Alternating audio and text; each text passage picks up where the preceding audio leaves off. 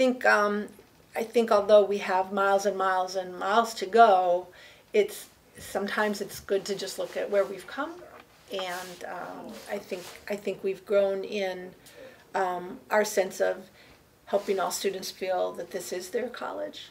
I think we still have a long way to go. So in terms of your 20 years here in your college, how's it like working with people of color? You kind of answered that. But. Well, I do feel one of my basic areas of philosophy for me in my life is that we are all teachers and we are all learners. Okay? And so I have things to teach and I have things to learn. So I would say I feel like there have been lots of different opportunities for me to teach, and in some ways there are things I can say or do because of my privilege and my position. I've also learned a great deal from working with students of color, faculty and staff of color, people of different ethnic backgrounds, people born in different places, people of different socioeconomic backgrounds.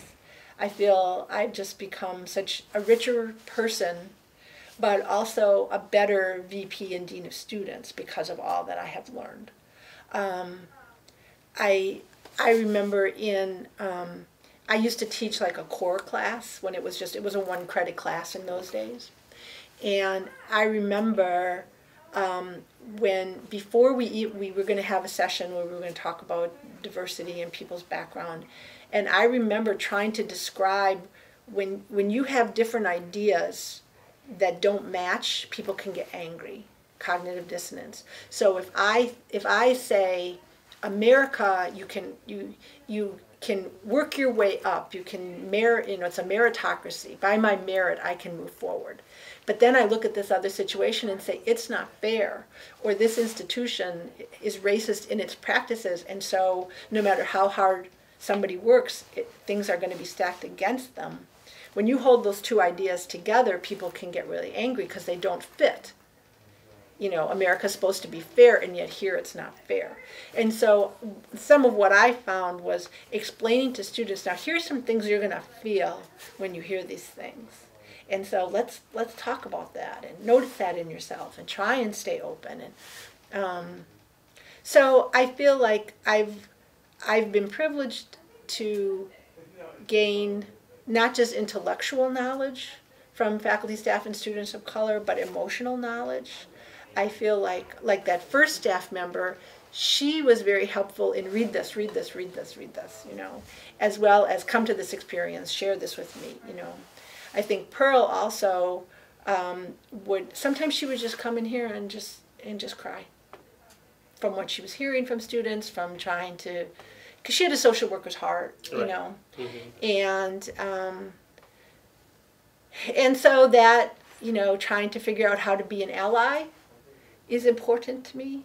I feel like I've learned a lot about being an ally. I think I still have a lot to learn. I think that's where what I would have to offer are like political insights or personal insights or, you know, from my background, but then also I had a lot to learn. So what I hope is that it's been an exchange. So like, you know, like Amadou, I met Amadou when he was a senior in high school.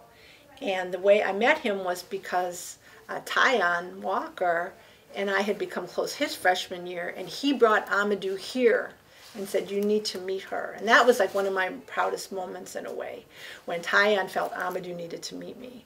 And then, you know, seeing Amadou through all of his growth, and now he's a staff member, you know. So I really feel very, you know, enriched, and hope that I have also been able to give.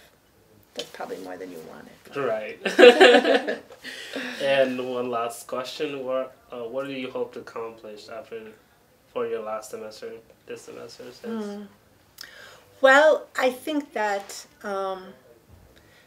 at this point, I think what I can do is try and set the table for the next person. And so,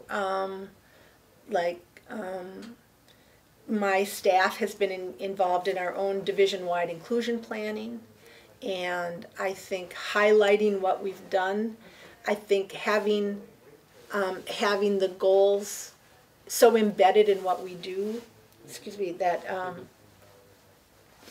it really sets the table for the success of the next person. Also, I have been the chief retention officer, so it's been my job to keep an eye on students, who's coming back, who's graduating.